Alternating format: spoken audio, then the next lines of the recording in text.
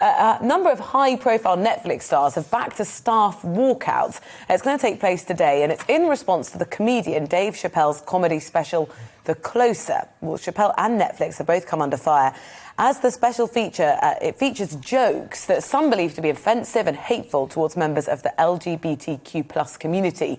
Well, the joke commonly cited as Chappelle labelling himself Team TERF, meaning trans-exclusionary radical feminist, when describing how he agreed with Harry Potter author J.K. Rowling's criticism of the phrase people who menstruate to describe biological women.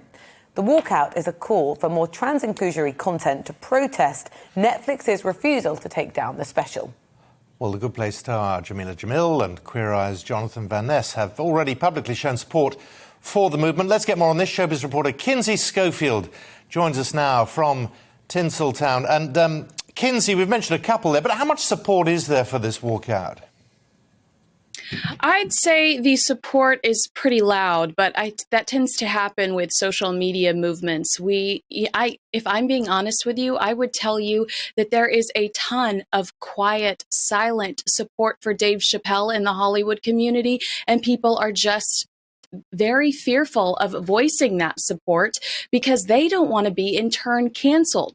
So Dave Chappelle, who is friends with all of these fierce, huge names in the industry, he was recently featured in Madonna's special that is on Paramount Plus right now. I mean, really, he does have these bigwig friends. They're all having to stay back and stay quiet because they're so fearful of cancel culture themselves. What's the atmosphere like at Netflix right now? It's very tense. And, this CEO recently came out and said, I did not handle this correctly. Perhaps I could have been a little more compassionate. And I think any PR guru would have told him the same thing. It's okay to say, this is art and this is a comedian I don't know. It's okay to defend Dave Chappelle in the sense of art, but the way he did it almost made the people that had an issue with it feel smaller. So I think that perhaps their PR game wasn't its best, and they're quite aware of that at this point. But a lot of angry people planning to walk out today, and I'm sure you're going to see loads of social media updates by the second, live Instagrams and tweets as it happens. Oh, dear God. I mean, Kinsey, Ted Sarandos, you've mentioned him, the CEO of Netflix. This is a company that pays stars more than any other company. It has a great relationship with its stars and is now in this position. And you do wonder whether this cancel culture, this entire LGBTQ+, it's a small but it's an incredibly vocal organisation. Many people are going to look at this and say, well, this is bullying.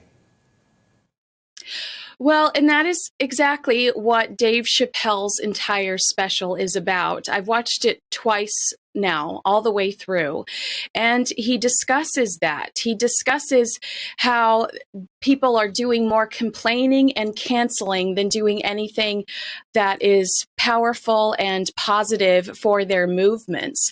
So if you actually sit back and watch the special, it really goes into cancel culture and are we picking on the right people? And then when we aren't picking on the right people, are we going back and saying we're sorry? Or do we vindicate them? And the answer is no. So I think culturally, we're going to look back at this special. We're still going to be talking about it 40 years from now. I think that that's how important it is. And it definitely sets a tone for where we are today and, our experiences with cancel culture and people so fearful to say anything because they don't want to end up unemployed or destroyed on the internet. Could this hurt Netflix? I don't think this is going to hurt Netflix. I don't think that this is going to hurt Netflix. And I think that if Dave Chappelle lays low for a little while, this will die over. This will die over as well for him. But Netflix did not handle this correctly. Hopefully they've learned their lesson.